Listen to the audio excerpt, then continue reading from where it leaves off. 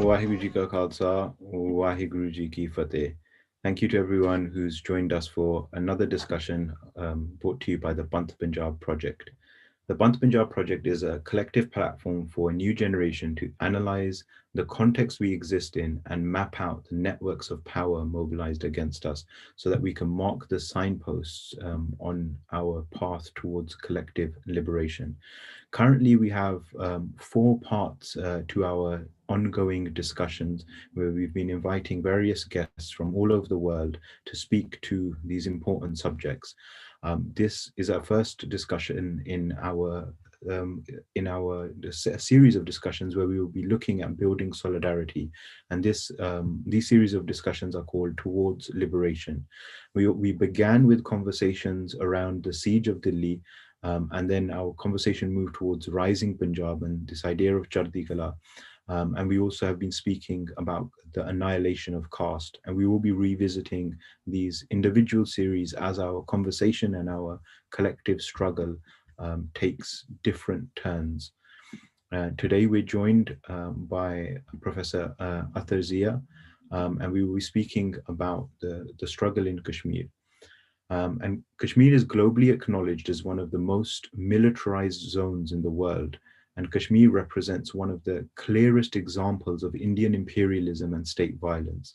Beyond this limited picture, however, the tenacity and vibrance of Kashmiri resistance carries countless lessons for struggles around the world. And today, through speaking with Professor Ather Zia, a Kashmiri political anthropologist, poet, a short fiction writer and columnist, we want to understand the occupation of Kashmir as well as the mass resistance to Indian imperialism. And we will focus on exploring the possibilities of building a true intersectional solidarity across the region to move towards the collective liberation of the peoples of the subcontinent. And I pass over to Veer Gurnishan Singh, who will introduce our guest for today. Waheguru Ji Ka Khalsa, Waheguru Ji Ki Fateh.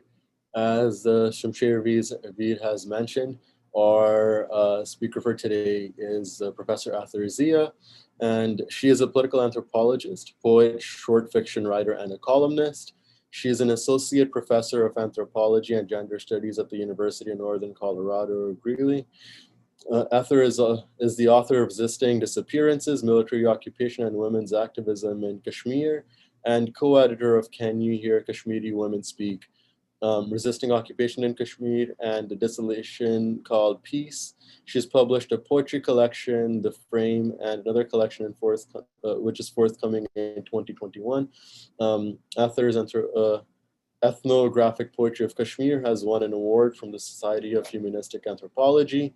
She is the founder editor of Kashmir Lit and is a co-founder of Critical Kashmir Studies Collective, an interdisciplinary network of scholars working on the Kashmir region. And before we get today's discussion going, Professor Ather, we wanted to request to see if we could get if you could give our viewers a bit of a background and some context on the roots of resistance in Kashmir. What are some of the key moments and issues of conflict, and what do they tell us about the nature and character of the Indian imperialism?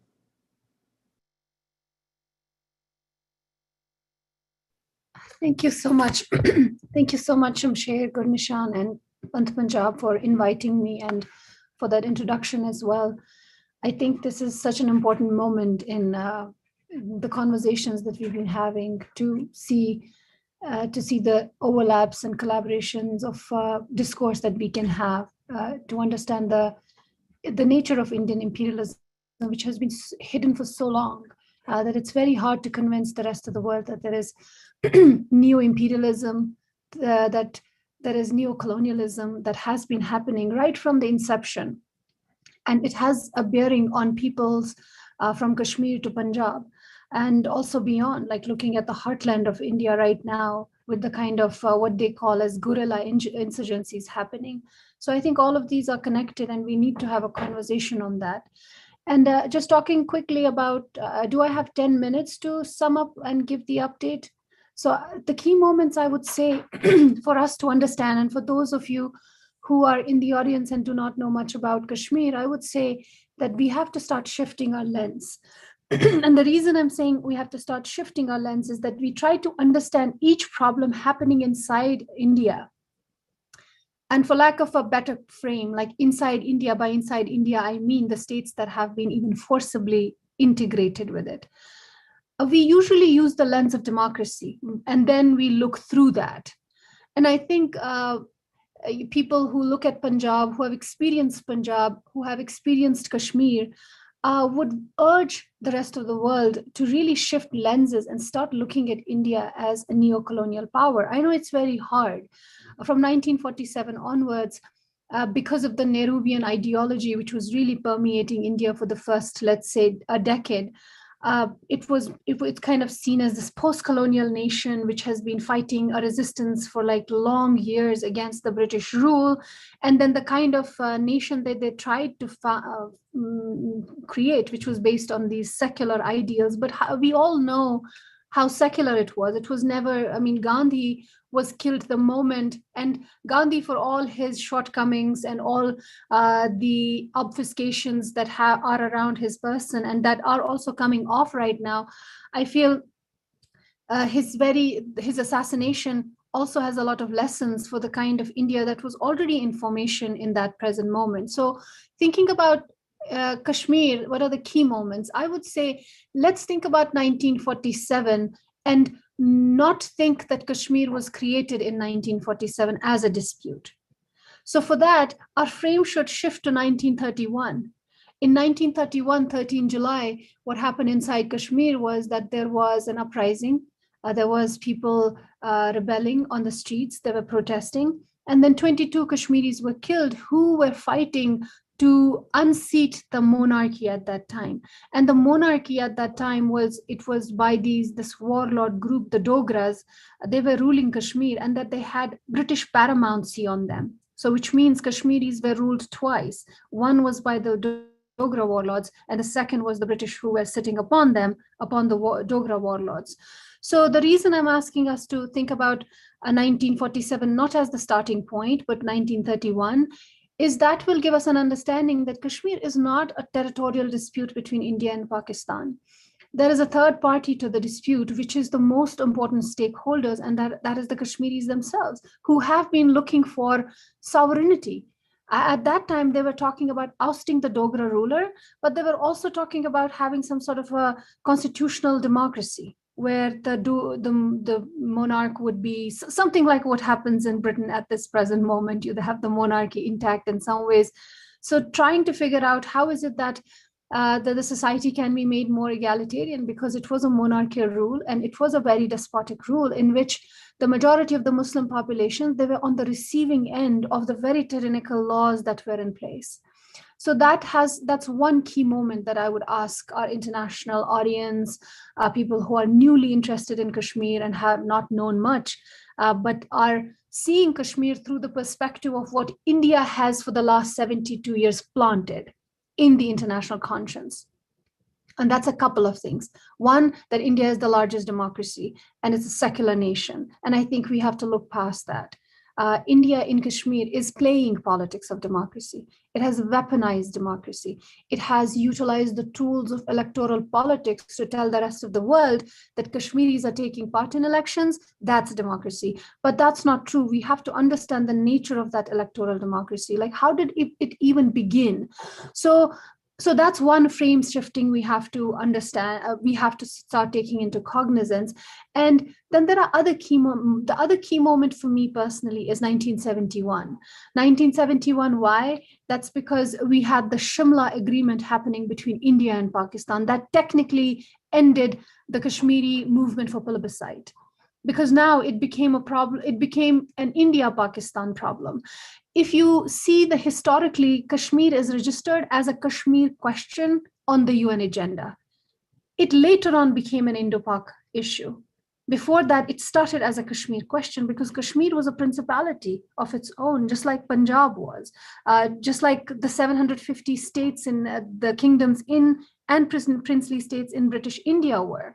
So the other key moment for me is 1971, because a pact happened between India and Pakistan, and that pact actually was almost like the line of control, which is now demarcating the two Kashmirs, one that is administered by Pakistan but is also independent, and the other side, which is the Indian-controlled Kashmir, the line was called ceasefire line till 1971, which meant that there was a war that was at halt.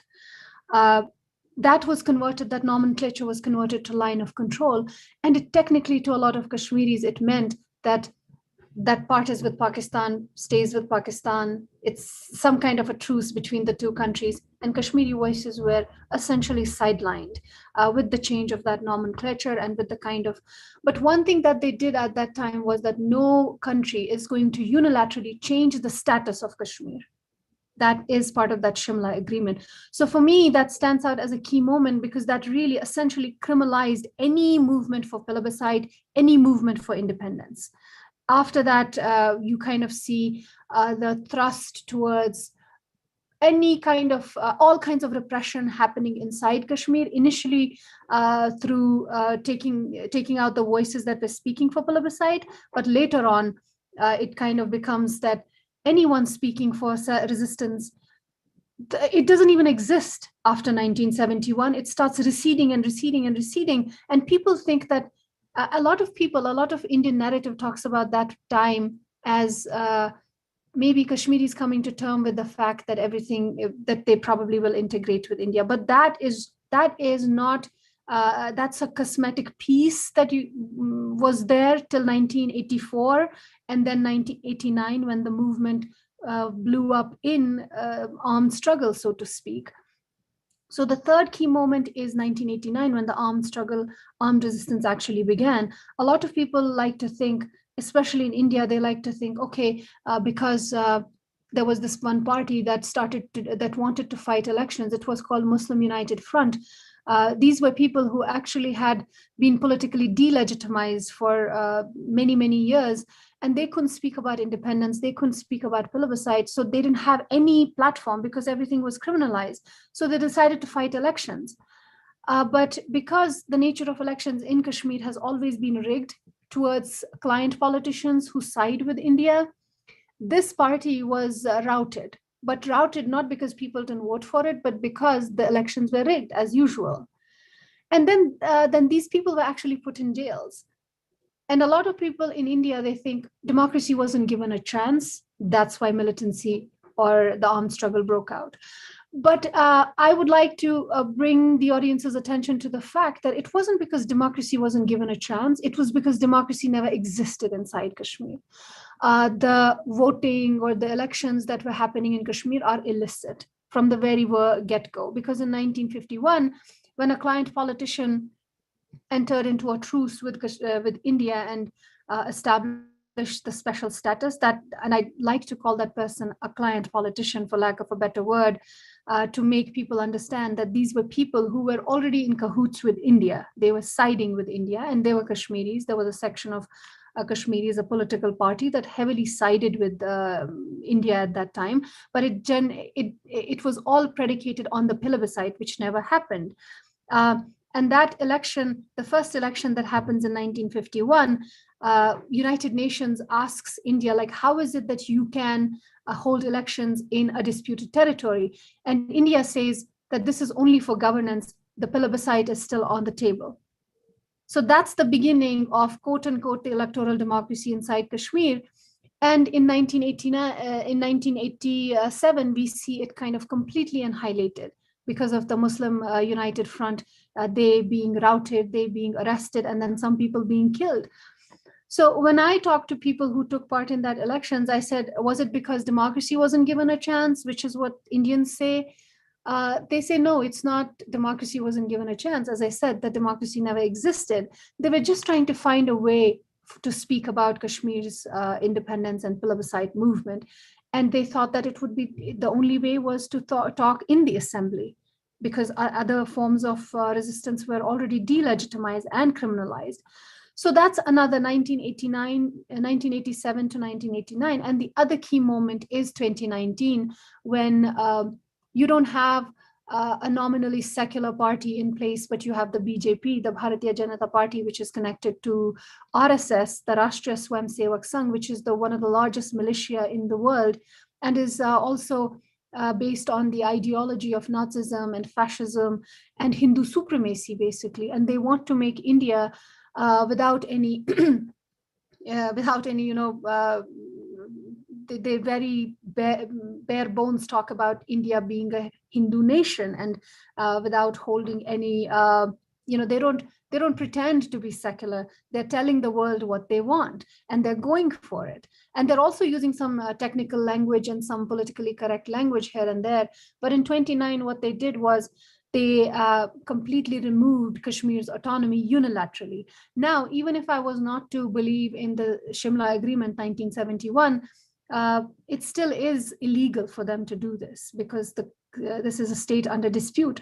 So they not only removed the autonomy, they also bifurcated the state into two. And then they not only did that, they also converted the state into a union territory, which means that now it's directly ruled by New Delhi. And once they did that, what were they trying to achieve? Here we have to understand that in 1949, the client politicians, they got into this agreement with India to get a quasi-autonomy for Kashmir. They wanted India, even though they were client politicians, they still wanted India to identify them as a unique people, as a nationality, so to speak, even if they were client politicians. So they did the Article 370, which was part of the Indian Constitution, that Kashmir is going to be an autonomous unit. Only defense, currency, and foreign affairs are going to be handled by India. So initially, Kashmir started as having its own prime minister and its own president, which was taken away in 60s. So India has been, whether secular governments or not, India has been constantly in every phase and every decade eroding that autonomy, which they completely took away in 2019. And then through the people inside this big communication blackout, there was no internet, there was no phone, there was curfew, and it lasted months. Because they feared that people are going to protest and people are going to, just rebel against what's being done. And they also flew in extra army, 50,000 troops, plus the 650,000 troops that are already inside Kashmir. So you see the heavy militarization. So 2019 is another watershed mark. And it's also very scary because now Kashmir also had another ruling and a statute that protected the indigenous people's rights and Kashmiri citizens' rights, who are called state subjects. It was the territorial sovereignty. It was the Article 35A, which gave Kashmir territorial sovereignty, which meant that Indian citizens could not become citizens inside Kashmir. They were not Kashmiri state subjects. And they could not have right to franchise and right to property, which did not mean that there was not business happening and people were not residing inside Kashmir, but they did not have the same rights as Kashmiris. Now in 2019, that's been completely taken away. The domicile law has been changed. And now there are very strong policies being put into place where there is brazen settler colonialism on rise inside Kashmir, which means that India really wants Indians to settle inside Kashmir as settlers, get the domicile. So in the last 2 years, I think more than 16 lakh applications have already happened. And Kashmiris are really fearing a dispossession, and they are thinking that they are going the Palestinian way. And there are going to be settler colonies, which are already established in different ways under different names. So that's where we are at the moment. But I would really insist that we start shifting our lenses, especially for India. And that then everything makes sense. Punjab makes sense. The farmers' protest makes sense also when we think about neo-colonialism. And also the lens of neoliberalism also helps us understand the kind of new imperial state that India is at the moment. And that's why we need solidarity and these conversations to look at those channels of power that are holding us down. So that's where I'll end. I think I surpassed the time. Thank you so much, for your clarity. And every time I speak to somebody from Kashmir, and I know Gurnishan will echo this, and so will so many of our viewers, the parallels that are drawn between our struggles that are painful to hear, because it just reminds us of our own subjugation under this so-called democratic country that is now known as India. And I hear you with, you know, this idea of framing, and you are very particular with your language, and that's something that we appreciate at the Panth-Punjab project.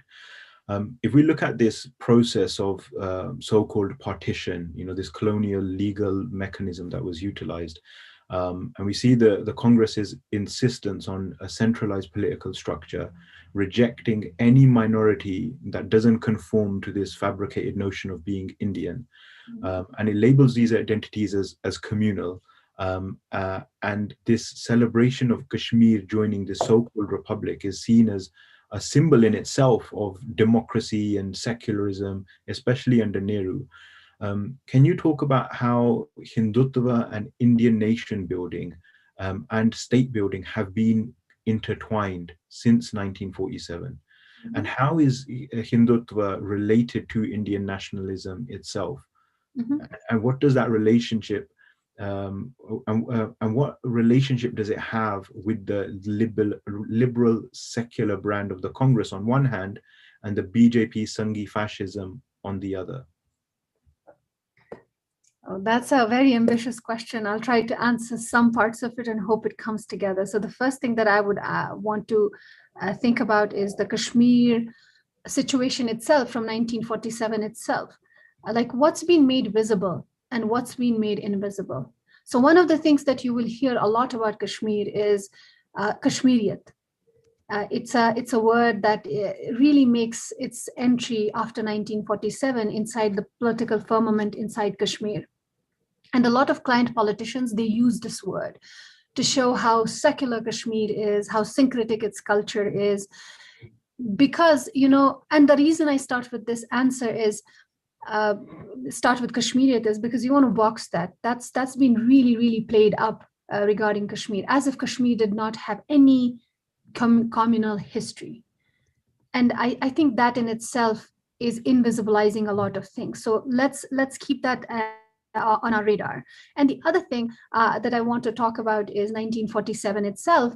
There is this huge myth around that Gandhi came to Kashmir and then said, oh, I have seen the best communal harmony here, and this is the promise of whatever. Because we have to remember that even before the negotiations of 1947, Indian diplomats or Indian politicians, they were already in conversation with a lot of Kashmiris, kind of like trying to get them on their side, because they kind of were dissuading them from the idea of Pakistan, which was also emerging and which was also Kashmiris, a large section of Kashmiris. They want to accede to Pakistan. In fact, there is one organization, a fighter organization, that's the only one, indigenous one at this present moment, active, which wants to accede to Pakistan. And then most Kashmiris are united in one thing, that they hate India. There is a strong anti-India sentiment. But another thing is also true, except for some sections, I'm sure there are people who don't like Pakistan, but most Kashmiris have an affective relation with Pakistan. That has also been invisibilized by India. It's almost as if it's to be thought of like, you know, when you say Pakistan, it's almost like a deviance. There's complete invisibilization of history of Kashmiris with what is now Pakistan, because there was no Pakistan before 1947. And the ruler who was ruling Kashmir at that moment, he actually had more connection with what is now Pakistan, with Karachi, Rawalpindi. His airport was in Karachi, I think. And then the essential supplies came from there. Kashmiris till today, they consider Pakistani salt as the best salt, which is the Himalayan pink salt. It used to come from, because there were no barriers. And what was unnatural was the connection with India, because there are mountains between Kashmir and what is India now. And there was no natural contiguity. So I think what has been happening to us, especially our generation and generation before, there is this historicization of Kashmir as if it existed in a vacuum, as if in 1947, Gandhi saw this ray of hope of communal harmony. But what people forget, what the region was undergoing in 1947, especially after India and Pakistan became two nations. So we will have to kind of, again, go back and plant ourselves in that time. In 1947, we know that the largest partition that the world has ever seen happened inside what was the British India and the princely states. And you, Shamsher, already mentioned about the partition that was imposed on this subcontinent. And then what was Kashmir doing at that time? I think it's very important for us to ask these questions. Like when the partition was happening, which was majorly happening across Punjab, so to speak, what was happening in the rest of India? What were those people thinking? Because India pushes this myth as if everyone wanted to be India. And that is something that we don't grapple with. India really projects this unity in diversity, where this has been a forced unity. And that is still manifest. I think we need to ask those questions. We have taken Indian narrative and we have imbibed it. We do have, if we think, we have an internalized bias towards Indian narrative as well. We have to decolonize ourselves. I think that's the foremost thing, and that's what we're doing in this conversation. And when you speak of like when you talk about like the connection that the Hindutva supremacist forces have already had, let me tell you one thing. No one really, till very recently, talked about the Jammu massacre of Muslims. Jammu was a Muslim majority. Jammu is the other province of Kashmir. Kashmir was 3 provinces, Ladakh, Jammu, and Kashmir Valley. Now, Ladakh is a separate union territory. Jammu is still a province with Kashmir, but it's under a union territory status now. So Jammu was a Muslim majority state in 1947. Today, you have very less Muslims there. I think around 40%. The rest are Hindus. Now, I have no problems with Hindus being the majority, but we have to ask ourselves, like, how did they become a majority post 1947? Because there was a big massacre where 200,000 Muslims were killed. And how were they killed? You had the Dogra ruler at that time, the person who was a despot. What was he doing? And there was also an emergency administration in place in 1947. From August 15, 14 till October 27, Kashmir was an independent state. It was still debating whether to join India, whether to join Pakistan, whether to have an independent status. It still had a standstill agreement with Pakistan so that the essential supplies could keep coming. And India had refused to sign the standstill agreement because it was arrogantly saying that, it's ours. And you also have to understand that this was a Muslim majority state and the ruler was a Hindu. What did he want to do? He actually wanted to stay independent mostly. But then how did he really get influence towards India? That has to be understood. And there is a lot of Hindutva element in that. So Golwalkar actually comes to Kashmir and he talks to him. And he tells him that he has to join India. And that conversation is actually printed in the RSS. There's a book on RSS, I forget what the name is, but this book sums up their history. And it mentions that it has a chapter on that. And the ruler tells him, how can I join India? My airport is in Karachi. And there's this conversation happening between the two. So we do not see the Hindutva forces that have been at work from the very inception. And then when he influences him fully, you have the RSS militia inside Jammu actually helping, aiding, abetting the pogrom that took place against the Muslims at that time. No one really spoke about that massacre till very recently. It was really, really invisibilized. No one really asked the question, like, why are the Jammu Muslims so scared? They hadn't engaged with their own generational history because such was the repression. So many people at that time, they went to Sialkot because when the communal forces started manifesting in Jammu, and RSS was a big part of that in 1947. Just imagine, it was 7th and 8th November when this is happening. And by that time, what had also happened on October 27th, the Indian forces had officially landed inside Kashmir to kind of like fight the war that was going on.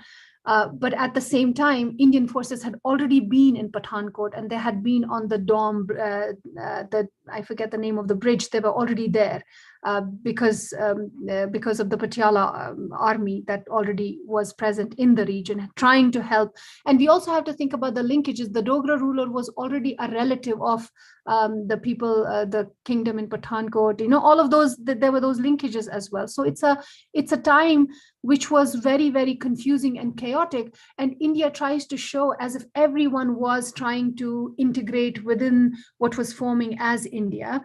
And that's not the true story. The true story is that RSS at that time came and helped and assisted in that pogrom against Muslims to make Jammu a Hindu majority state in case the plebiscite happens. Does that make sense? So in case the plebiscite happens, now you have a Hindu majority state. Many of the people fled to Sialkot and moved on to what had become as Pakistan, and also to Azad Kashmir and other places. And it's really tragic that people like me who were growing up, we didn't know these histories. We didn't know about the Jammu massacre. It really became a footnote in the history. But when you think about the Jammu massacre, everything changes.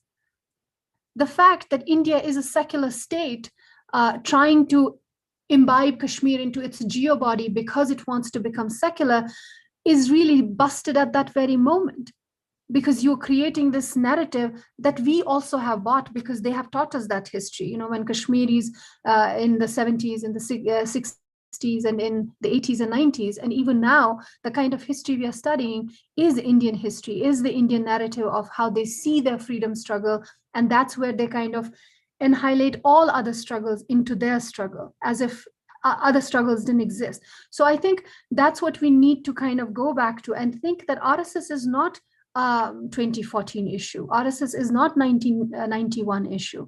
RSS exactly is a 1947 issue. It began to show its teeth and fangs right at the time when India takes its first breath as India. So that's something we have to consider. We have to engage with history. Without that, I don't think we can make sense of our struggles. There are a lot of people, I know a lot of, Punjabi friends and even Kashmiri friends who are like, what really is happening? What really is the beef here? How are we, and we have to kind of engage with the notion of what India has been from the very moment to our peoples, and how it has tried to corner us and then say you're wrong, and then say, how there's this dynamic of oppressor and oppressed happening here. And it's also being invisibilized because they're using democracy as a weapon. Democracy is not a democracy inside Kashmir, if I look at from that vantage, as I already said. So now you talked about the liberal secular kind of the rubric that India has. Now, when we think about the Jammu massacre, we think about Nehru at that time. What was he doing?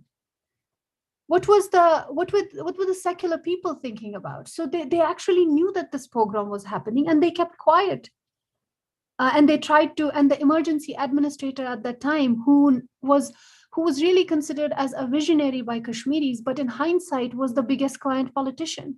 What was he doing at that time when the Jammu pogrom was happening? They were all in cahoots because Nehru said this, and it's in history books. It's on record that he said, when he was asked about Kashmir, initially he promised Kashmiris plebiscite in Lal Chowk, which is like the central square in Kashmir. He told them that you will do what you want. You will go with any country that you want to. And we have to remember that plebiscite only has the option of 2 countries. It doesn't have an independent option. And that's again, limiting very as well. So, but then when the autonomy happened in 1949, when the Article 370 was accepted and it kind of like became a law and an article within in Indian constitution, Nehru there was a lot of clamor from people from, RSS was banned for a long time, but people who were from different, who were from that extraction, the RSS extraction, they opposed Article 370. That is part of the BJP manifesto, right from the whenever it was founded in 1984 or something like that. The manifesto is that they have to do away with Article 370. That's from the word get-go. At that time, how does Nehru quell those forces who are saying that Kashmir should not be given autonomy, who are the Indian forces? He tells them that it's only a matter of time that this is going to go away. We are going to slowly erode the autonomy. And by the time because they realized that Kashmiris were hugely nationalistic, it's going to be very hard to integrate them the way they had done with the rest of the peoples in British India. So that's very important for us to understand that it's not only a neo-religious ethno-nationalistic project, it's also been India's secular project to imbibe and forcibly integrate Kashmir. And the other thing that I also want us to think about, whoever is listening, we have to engage with history and the words that we're using. When we say India, we also say India as if India existed before 1947. And that's also given a lot of fuel to India as if it's existed uninterrupted from 5,000 years. I think that myth has to be busted, that this was not this, it's a civilizational thing. It's not a national thing. It's a religious thing, when we think about even the name India. So we have to, like when I speak, I really want to, it becomes a little burdensome, but I want to say British India and princely states, because that's what existed before 1947. Now the India that wants to hold on to itself right now, it's a colonial entity. Same goes for Kashmir. I'm not being lenient here and saying the entire body of Kashmir from Gilgit-Baltistan to Jammu to Ladakh, again, is a British colonial entity. They created this entire state and then sold it to the Dogra warlord in 1856. Kashmiris were sold en masse with the territory as for 75,000 Nanak Shahi rupees. That's how Kashmiris were sold in 1856. And then the British were also promised some shawl from some goats, some shawls. That was also in the treaty. That's called the Treaty of Amritsar. It's one of the most tragic land deed sales in the entire history, where not just the land was sold, but the people alongside were sold. So Kashmiris till 1947, essentially till that monarchy ended, were living in indentured slavery, especially the Muslims. So we have to engage with all of that to kind of know that India has been like Kashmir is not part of India's secular project. It's actually part of India's communal project. And for that, we have to pay attention to the terms that we're using, the way we are referring to India as an entity before, as it existed till 1947. So that for me is very important. The vocabulary is very important because the violence of language that has been done to our people is what also perpetuates it in the current moment. So that has to be decolonized, and we have to unpack and unfold that and ask questions. Professor Ather, you've written significantly about the resistance to enforced disappearance in Kashmir. Can you talk about the role of state violence and enforced disappearances in the state's counterinsurgency policy, and what kind of resistance this has invoked as a response? Mm-hmm. So for that, the enforced disappearances, they're nothing new to Punjab because it happened in Punjab first. And in Kashmir, they were burying these bodies. They were putting them in mass graves. In Punjab, they actually burnt them. There was no evidence left. And Cynthia Mahmood is one of the anthropologists, a scholar who has worked extensively on Kashmir, and she's written, on Punjab, and she's written this wonderful book that also got me chapters in a book. It's called Death Squad. It has several chapters that really pertain to the struggles. And that really initially got me interested in thinking about enforced disappearances, not just in Kashmir, but how it's been used as a state policy in Punjab as well, and how that is invisibilized. So taking that parallel to Kashmir, Kashmir has about 10,000 plus disappearances, and these are mostly non-combatants. These are not combatants only. And there was a paper written, it was an open domain paper, but it's not available anymore in open domain. But it actually did a survey of the men who have been disappeared, and most of them were bearded, which means that they looked particularly Muslim. It was a certain kind of body that they were looking for and disappearing. And most of these are men. And one of the dangers that I think happens when we talk about human rights violations only and Indian state terrorism is that many people think it's a human rights issue. But, anytime we speak about a human rights issue, either in Punjab, either in Kashmir, we have to really, really foreground it, or we have to make primary the fact that these are political disputes from which the human rights violations arise. So human rights violations are not happening in a vacuum. Why are they disappearing Kashmiris? Because Kashmiris are asking for something that India doesn't like. That's why they're disappearing them. Why are they repressing Kashmiris? That's because Kashmiris demand the right to self-determination. So it's not happening in a vacuum. If tomorrow the human rights violations go away, will Kashmir issue go away? I don't think so, because Kashmir is a political dispute. So I think it's really, we are at a juncture as a people where we want solidarity based on the politics that the political dispute that we are, and not just on the human rights violations. We get a lot of friends who want to throw their weight behind us and say, oh, you're being killed and you're being disappeared and you need help. But the moment it comes to the fact that we want either independence, or some people want to go to Pakistan, accede to Pakistan, it becomes less of a solidarity, because then other things also come in. So I wanted to foreground this answer with this particular thing, that we cannot lose the forest for the trees or trees for the forest. We have to really pay very nuanced attention to the kind of issue we're speaking about. Now, coming to human rights violations, the majority of human rights violations started in 1989 itself, when the Indian Army was given a complete authority to do whatever it can do inside Kashmir.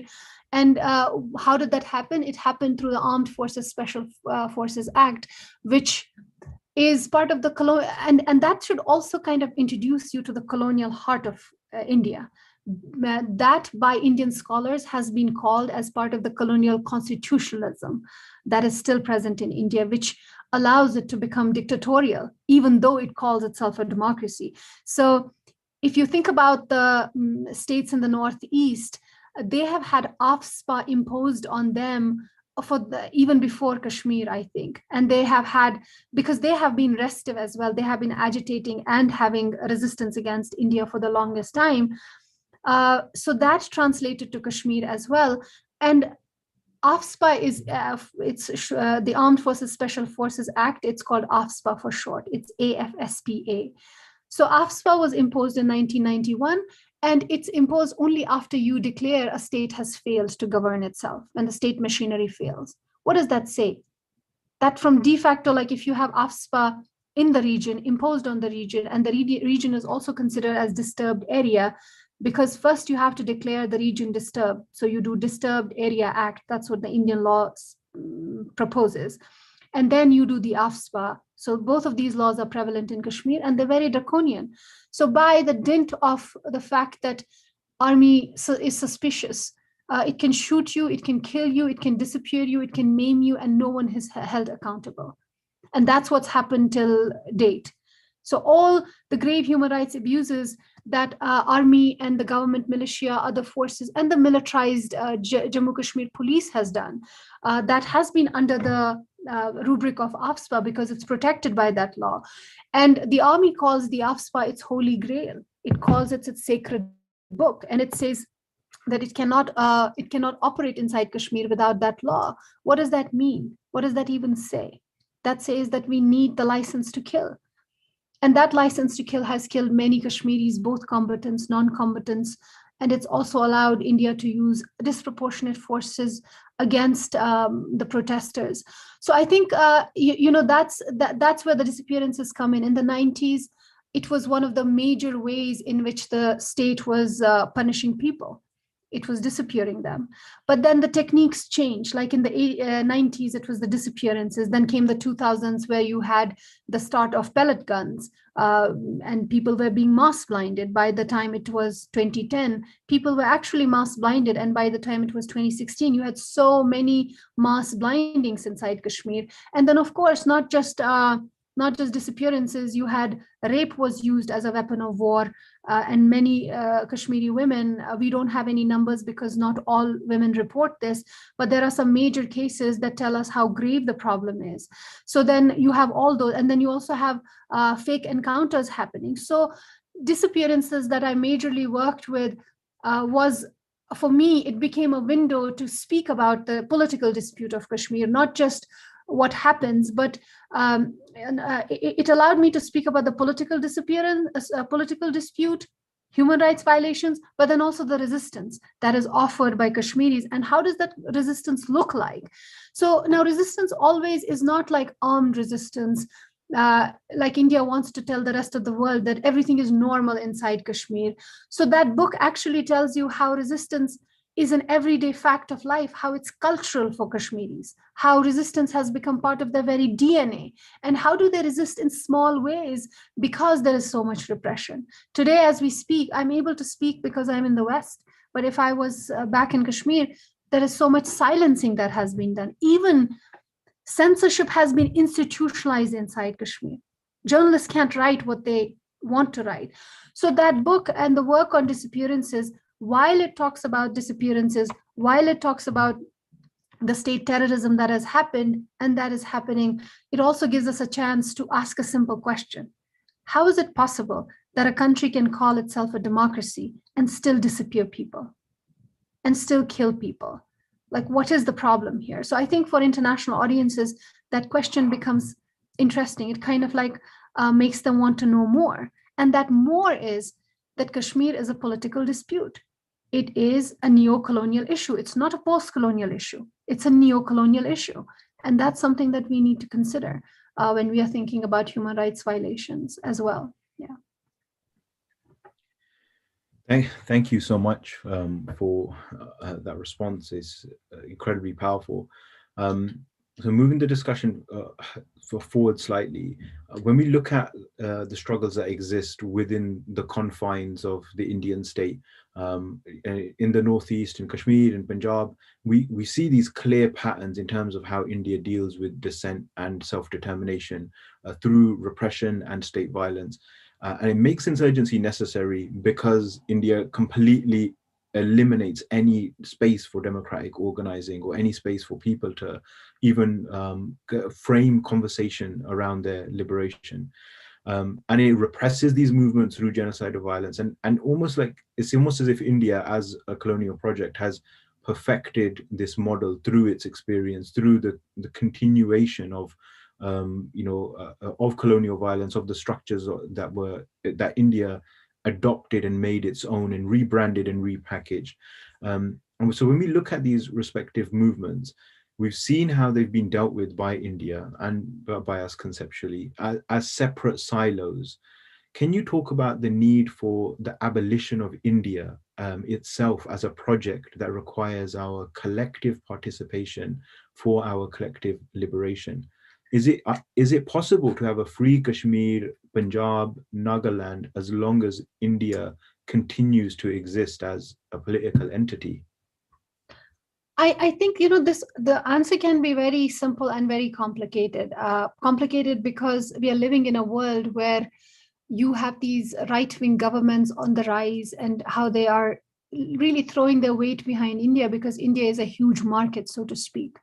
And the neoliberal policies that are also unfolding in India at the current moment and have been unfolding since 1991, majorly so, because till that point in time, India was not as the liberalization that started in 1991 or the neoliberalization that started. I think that's that's an important moment to kind of flag and start thinking about like what has India become and how did it unfold and how is it unfolding at the current moment. And this also brings me to think about the farmers' protest that's happening and also think about the Narmada Bachao Andolan.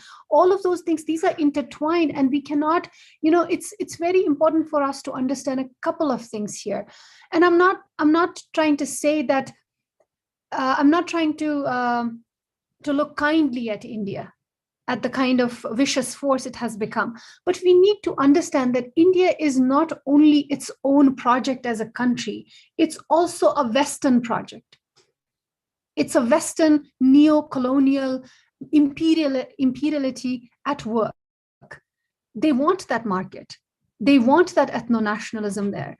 West is the first to kind of like admonish the third world, but we also have to see the linkages that really fuel powers like India and have fueled it as post-colonial nations, thinking about them as democracies, but they essentially work as fascist states in different pockets and deal with dissent in that manner.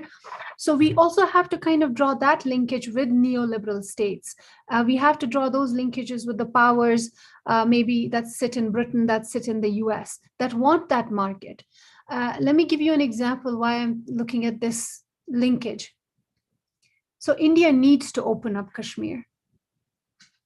It needs to extract whatever Kashmir has to offer, because it has created that kind of an economy where it has to suck people's blood. It's not giving power to people. That's not how the model is, because neoliberal model is not a model where you have people doing their own thing and subsisting. It's a capitalistic market. It's a capitalist modernity that we're all looking for. And here I will flag one thing, and that might kind of talk to all of that.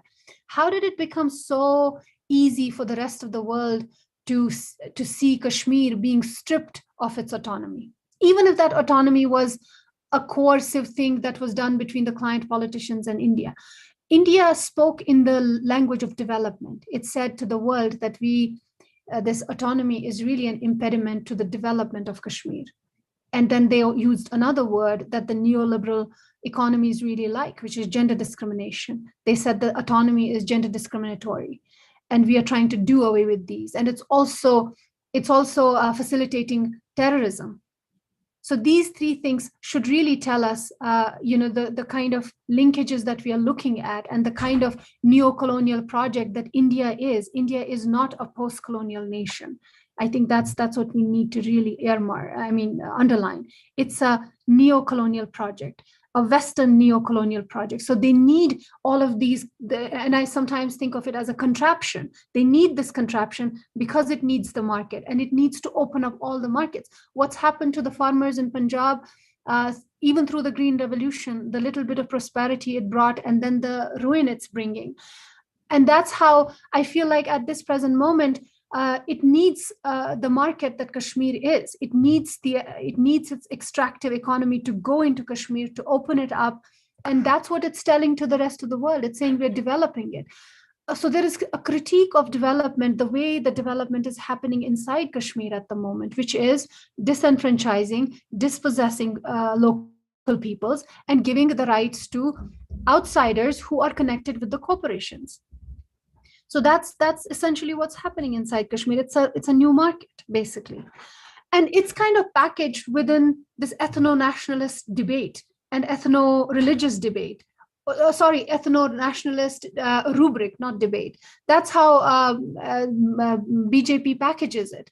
And that's why we see when BJP packages it as a Hindu issue, as a Hindutva issue, that it's for the pride of India and we want to make India a great nation. But at the same time, you kind of see the shadow corporations that are running, literally fueling what Modi and his henchmen are doing. So I think those linkages are very important. Like, how does Kashmir how does Kashmir link to the neoliberal economy that India is? And that also tells us the tale of how India is a neo-colonial project. It's not a post-colonial project. It's not a country in that sense. So then also this, the other aspect of this conversation that we're having is, like, how is India able to hold so many such dissent together, and how is it able to hold the center? Of course, not without the geopolitical support it's having. We also have to look at different linkages. Like, let's think about what's the relationship between Israel and India at the moment, because Israel is such a brazen settler colonial project, and India is also unfolding its settler colonial project in a most brazen way inside Kashmir. What are the linkages? So those geopolitical linkages are very important. And people like to think that maybe, Modi and Netanyahu are the ones who are kind of forming these linkages. That is such a delusion, because it was in the 60s itself that India, while it was supporting Palestinian state, India actually recognized the first consulate of Israel. And it has had diplomatic relationships. And now it's doing big time arms trade deals. The pellet guns that are used inside Kashmir and that were used on the farmers, the tear gas that is produced, that is manufactured in Israel. So those linkages are very, very important. Like who is the economic linkages, especially through the neoliberal order. And neoliberal order does translate into having big countries, big democracies that will extract more and more. But the conversation that we're having right now and the kind of solidarities we're looking for, I think we are really talking about decentralizing, and we are talking about people power. We are talking about solidarities that can emerge, because I don't think a futuristic world can support big countries, especially contraptions like India. I feel that the way the ecological disasters that are happening, Kashmir is an ecological disaster waiting to happen. Farmers are already talking of the ecological disaster that has happened in other parts of Kashmir. And then you have the states, the sister states in northeast of India. Then you have other, and we also call them insurgencies. We also have to understand that there are people, the Dalits, Adivasis, and all the other Bahujan people who have gotten together who actually are fighting for their sovereignty. That has also been narrativized by India as if it's an insurgency against the government. But those people, many of them are not even Hindus. They are from different traditions altogether, and they are being subsumed under the Hinduism category. I think those are things we need to think about. I'm not sure if I answered the exact question you asked, but I do want to speak to the neoliberal element, the connections with the West, because we don't want West to just come and admonish us. We want to tell the West that this is how it's happened. And I think we are at that stage of decolonizing knowledge, not just decolonizing it when we think about India, but also how West has influenced and West has actually done what it has done in the subcontinent, and how it's unfolding for people like us. Those linkages have to be illustrated, they have to be explored and talked about. Thank you so much, and you spoke to the question very powerfully. Just a very brief rejoinder before we move on to the next question from Gurnishan Reed. I'm speaking specifically to like abolition. Like we identify what India is, we know what this structure means for us. How do you then view possibilities of resistance with India remaining intact? Can you speak to this idea that, you know, must India be abolished completely for our liberation to even be a possibility? Well, I think it's happening world over. India might not be the only country to kind of like start thinking about not having this big contraption of a country which it has to pull together, and it has to create a section of people that is known as this demonized other, be they Muslims, be they Dalits, be they Sikhs. I think that kind of conversation is happening world over. And when you think about this abolition of big, I think that's something we are looking at. I mean, think about Yugoslavia. We have 7 nation states right there, or 6. 2 are kind of using the common governance over a region. But I think that's what happens. You know, unity and diversity is fine till a point where you're respecting people's diversity, but it's also about annihilating people's history. And I think that's what's happened across India. They have created this amnesia. The Indian independence movement is such a romantic thing for everyone, whereas it doesn't hold the same sway for people in the South. It doesn't have same sway for people all across Punjab. It doesn't have the same sway in Kashmir, but it has been created as a narrative. And I think that narrative is being questioned. And I think people are asking those questions. There are linguistic distinctions inside India, which they're trying to deal with by saying Hindi is going to be the preeminent language. And I think they are going towards, you know, when you hold the center so tight, the way it's happening in India right now, you kind of are thinking about a future where it might not be holding as strongly as it is. It might become weaker, and then it might try to find a solution for itself.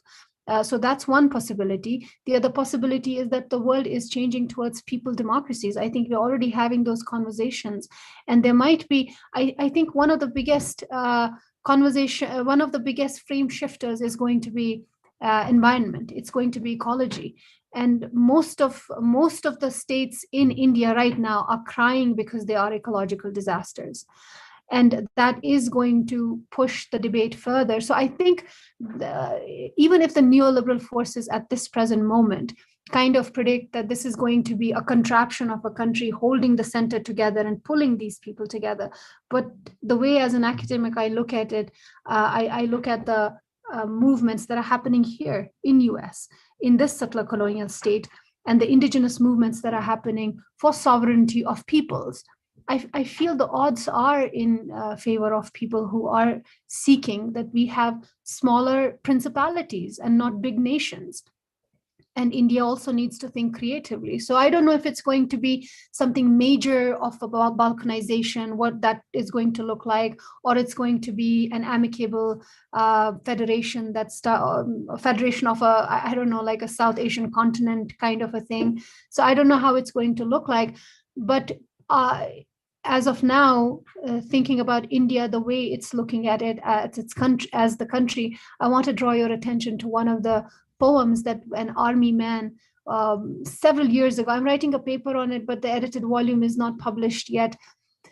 But there is this poem that one of the preeminent Indian poets of Veer Ras, that's a form of commando poetry that they write. He speaks. So this army personnel, he is speaking. He is rendering that poem while he's talking, while he is at some gathering of other army men. And in that, he talks about going up till Pakistan and then going up till Afghanistan. So you kind of see the entire political project, that it doesn't stop. It's an annexation project that is at the moment really. And why did I invoke a poet and not a political scientist? I think poets are far more attuned to what the people are thinking, and that is really the heart of what Indian neo-colonial project is. He speaks about going, he speaks about Pakistan, the enemy, invokes Kashmir, and then ends in Afghanistan, having his eyes set on conquering of Afghanistan, because that's part of the mythical land. Does that make sense? So I feel like at the moment, India is really thinking about conquering, and but the way it's holding on to its center, there is nothing else but some sort of decentering and kind of just being the principalities it was before. And I hope that it's an amicable project. It's not the violent project that people think about it, but that's how it links together in my vantage, at least. Given what we're talking about right now, we're going to jump to one of the audience questions that connects a little bit with what you were saying. So one of the members of the audience have asked, where does Kashmir stand in the imagination of a confederal arrangement of the South Asian nationalities? Is this idea of confederation meaningful and viable?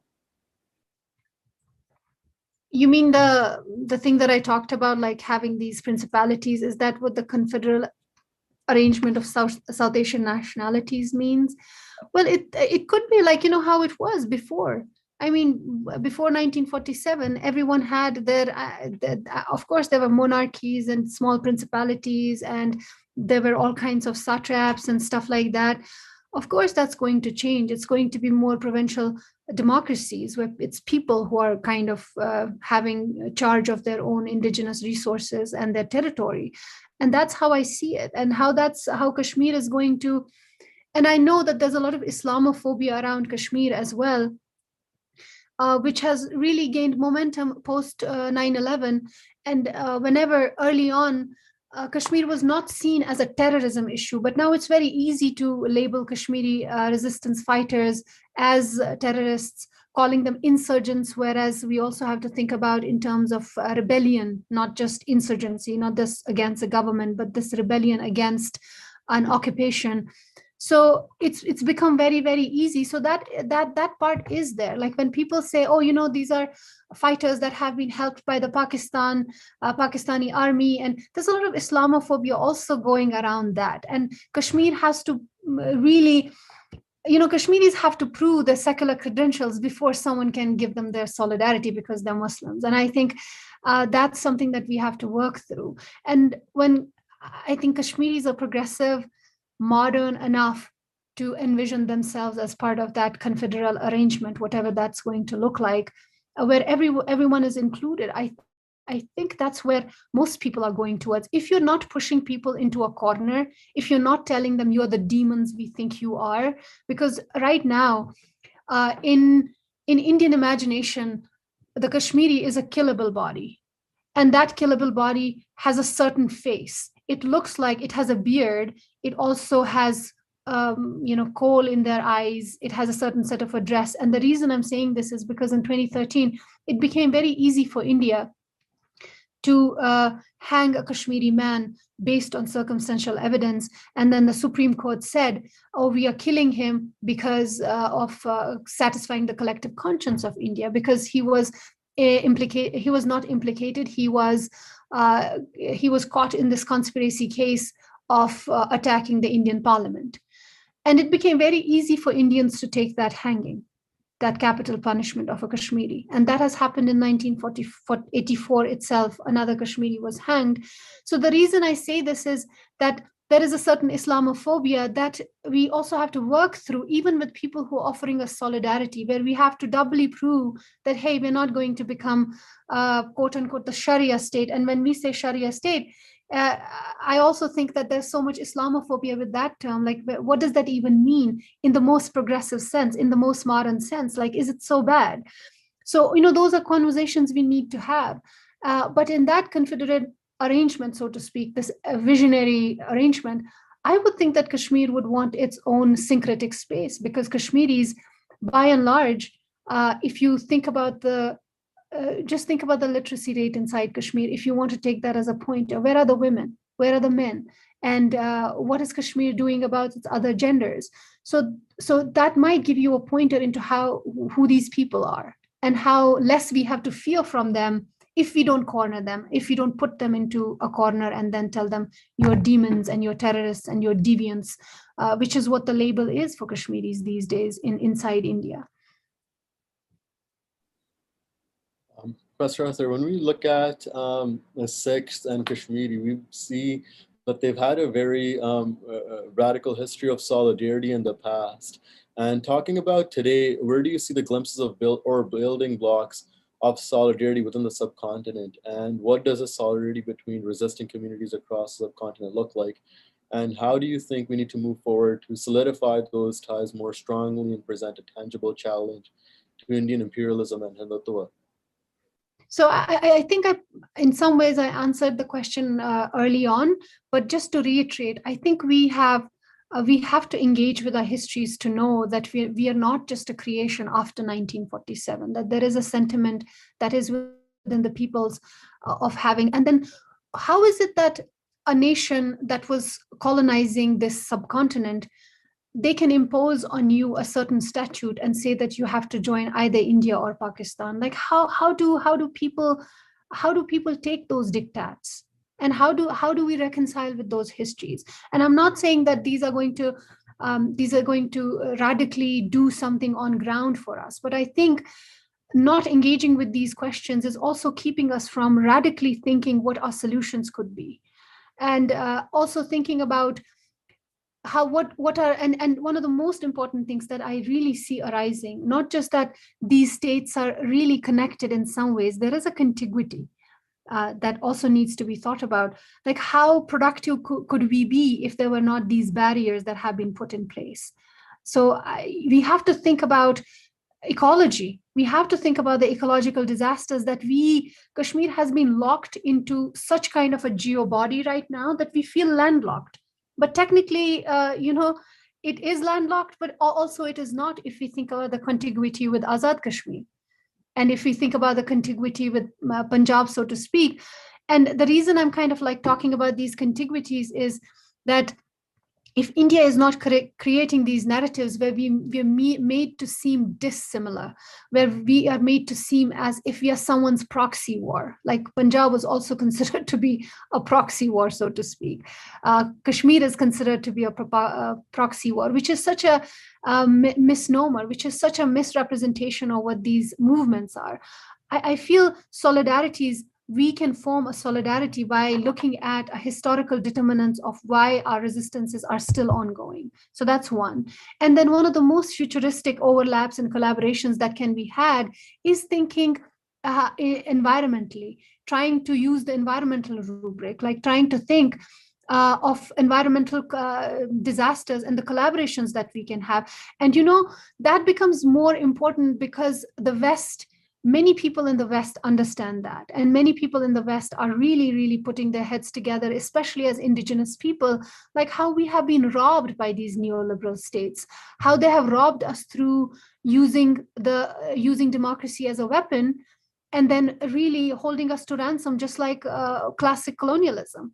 So I think those conversations need to be had, and that's how I see these solidarities moving forward.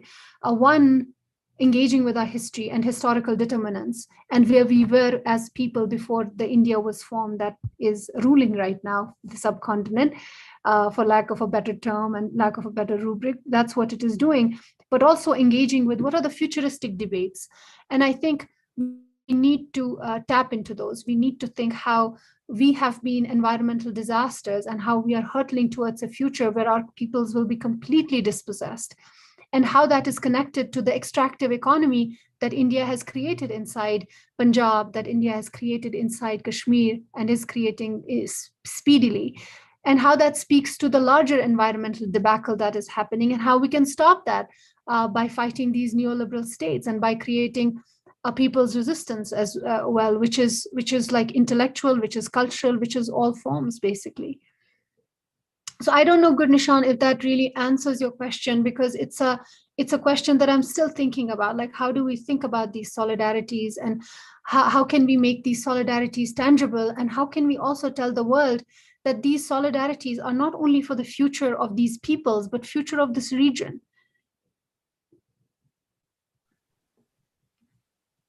Thank you so much again for that really in-depth response. We have one last question. I know we said we'll finish at 1:15, and we're just slightly there on time. One last question that's come in from one of our viewers on YouTube. And they're asking, what kind of world order would emerge in a world of principalities where sensitivities of certain people are still very medieval, these people who annex in fear? I mean, I would really want to have some sort of a pointer, like who would these people be who are very medieval? Like my assumption was they're referring to perhaps India, because that seems to be the medieval violent entity in this relationship. But again, that's my assumption reading into this question. Well, I would say, we have to think like the process. Oh, there's something in chat. What kind of world order would emerge in a world of principalities where sensitivities of certain people are still these people who annex in fear? Those kind of people are always going to exist, but it's also the larger ethos of the world order that will dictate who you become. Just like today, the world order is extractive, the world order is a capitalist modernity, and that's who everyone is becoming. So if the world order is changing towards local principalities and democracies that are really grassroots democracies and are not imposed democracies top down, I think people who annex in fear, or whoever is that medieval, they are going to have to, they will have to, somehow subscribe and change. And even if they don't change, we will never have complete peace in the world. So there are going to be discordance, and there are going to be some discomforts. But what really matters is what the world order is, and what the people want. And my hope is really in indigenous people across the world. And that's the conversation that I've been seeing getting stronger. There is a Congress of Indigenous Nations. There is different people who are coming together and having these conversations and talking about these big, quote unquote, democracies, which are basically violent, which are the main constitution of these new democracies is violence on indigenous people and violence on environment. These are both related, and both are connected to the Western patriarchal model, basically, which we have taken on because colonialism was so hegemonic and still is.